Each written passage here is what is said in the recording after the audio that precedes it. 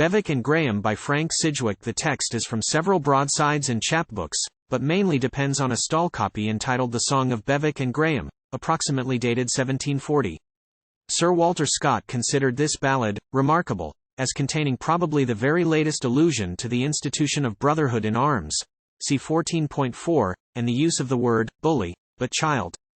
Strongly suspects there was an older and better copy than those extant, none of which is earlier than the 18th century. The story is concerned with two fathers, who boast about their sons, and cause the two lads to fight. Christy Graham is faced with the dilemma of fighting either his father or his brother in arms, and decides to meet the latter. But, should he kill his friend, he determines not to return alive. Young Bewick takes a similar vow. They fight 2 hours, and at last an awkward stroke kills Bewick, and Christy falls on his sword. The two fathers lament, and the ballad-singer finishes by putting the blame on them. Bewick and Grahame 1. Old Graham he is to Carlisle gone, where Sir Robert Bewick there met. He, in arms to the wine they are gone, and drank till they were both merry. 2. Old Graham he took up the cup, and said, Brother Bewick, here's to thee, and here's to our 2 sons at home, for they live best in our country. 3.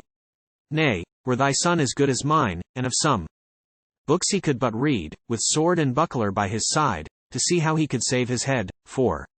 They might have been called 2 bold brethren wherever they did go or ride. They might have been called 2 bold brethren, they might have cracked the border side. 5. Thy son is bad, and is but a lad, and bully to my son cannot be. For my son Bewick can both write and read, and sure I am that cannot he. 6.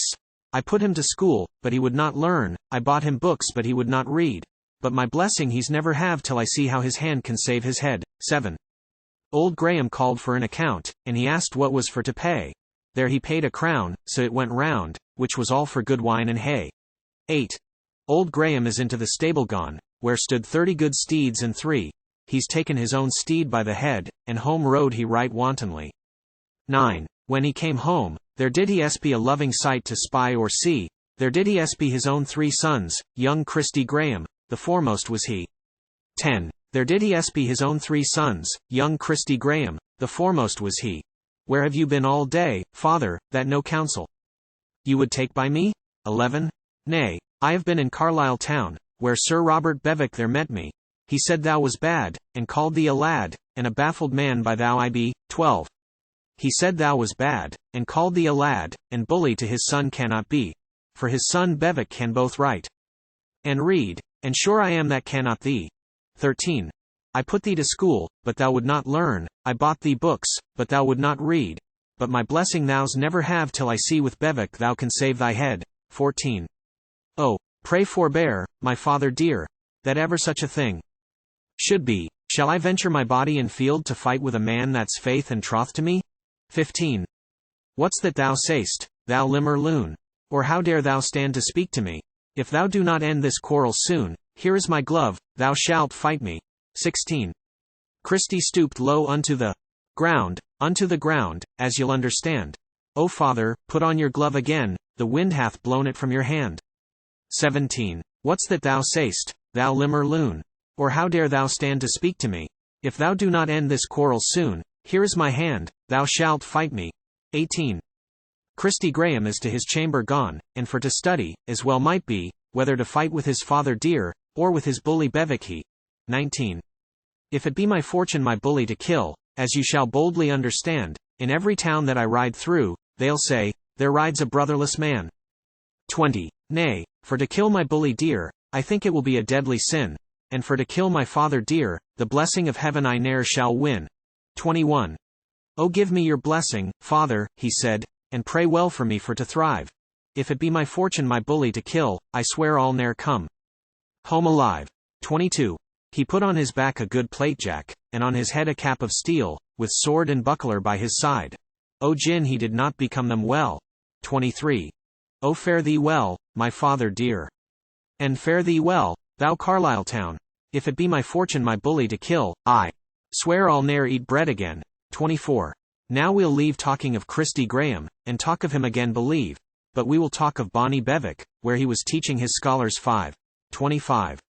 Now when he had learned them well to fence, to handle their swords without any doubt, he's taken his own sword under his arm, and walked his father's close about. 26. He looked between him and the sun, to see what Farleys he could see. There he spied a man with armor on, as he came riding over the lea. 27. I wonder much what man yon be that so boldly this way does come. I think it is my nighest friend, I think it is my bully Graham. 28. O welcome, bully Graham. O man, thou art my dear, welcome. O man, thou art my dear, welcome. For I love thee best in Christendom. 29. Away, O bully Bewick, and of thy bullyship let me be. The day is come I never thought on. Bully, I'm come here to fight with thee. 30. Oh no. Not so, O bully Graham. That ere such a word should spoken be. I was thy master, thou was my scholar, so well as I have learned thee. 31. My father he was in Carlisle town, where thy father Bewick. There met he. He said I was bad, and he called me a lad, and a baffled man by thou I be. 32. Away, O bully Graham, and of all that talk, man, let us be. We'll take 3 men of either side to see if we can our fathers agree. 33. Away, O bully Bewick, and of thy bullyship let me be, but if thou be a man, as I trow thou art, come over this ditch and fight with me. 34. Oh no, not so, my bully Graham. That ere such a word should spoken be, shall I venture my body in field to fight with a man that's faith and troth to me? 35. Away, O bully Bewick, and of all that care, man, let us be.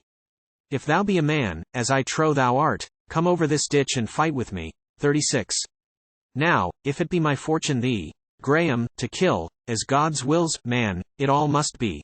But if it be my fortune thee, Graham, to kill, 'tis home again I'll never guy. 37. Thou art then of my mind, bully Bewick, and sworn brethren will we be. If thou be a man, as I trow thou art, come over this ditch and fight with me. 38. He flang his cloak from off his shoulders, his psalm book out of his hand flung he clapped his hand upon the hedge, and o'erlap he right wantonly. 39. When Graham did see his bully come, the salt terror stood long in his eye. Now needs must I say that thou art a man, that dare venture thy body to fight with me. 40. Now I have a harness on my back, I know that thou hath none on thine. But as little as thou hath on thy back, sure as little shall there be on mine. 41. He flang his jack from off his back, his steel cap from his head flang he's taken his sword into his hand, he's tied his horse unto a tree. 42. Now they fell to it with 2 broad swords, for 2 long hours fought Bewick and he. Much sweat was to be seen on them both, but never a drop of blood to see. 43. Now Graham gave Bewick an awkward stroke surely struck he. He struck him now under the left breast, then down to the ground as dead fell he. 44. Arise, O bully Bewick, arise, and speak 3 words to me. Whether this be thy deadly wound, or God and good surgeons will mend thee. 45. O horse, O bully Graham, and pray do get thee far from me. Thy sword is sharp, it hath wounded my heart, and so no further can I. Guy. 46. O horse, O bully Graham, and get thee far from me with speed. And get thee out of this country quite, that none may know who's done the deed. 47. Oh, if this be true, my bully dear, the words that thou dost tell to me, the vow I made, and the vow I'll keep, I swear I'll be the first to die. 48. Then he stuck his sword in a moody hill, where he lapped 30 good foot and 3. First he bequeathed his soul to God, and upon his own sword point lap he. 49.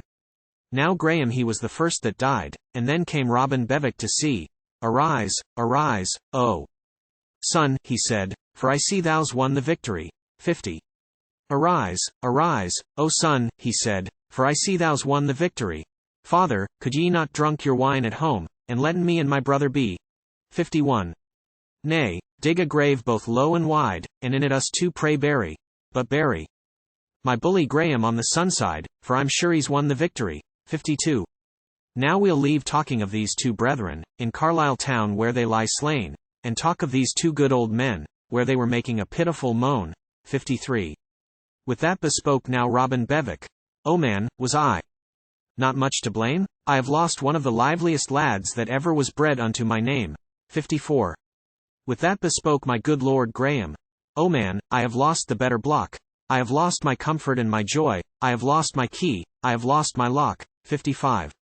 Had I gone through all Lauderdale, and 40 horse had set on me, had Christy Graham been at my back, so well as he would guarded me. 56. I have no more of my song to sing, but 2 or 3 words to you all name, but 'twill be talked in Carlisle town that these 2 old men were all the blame.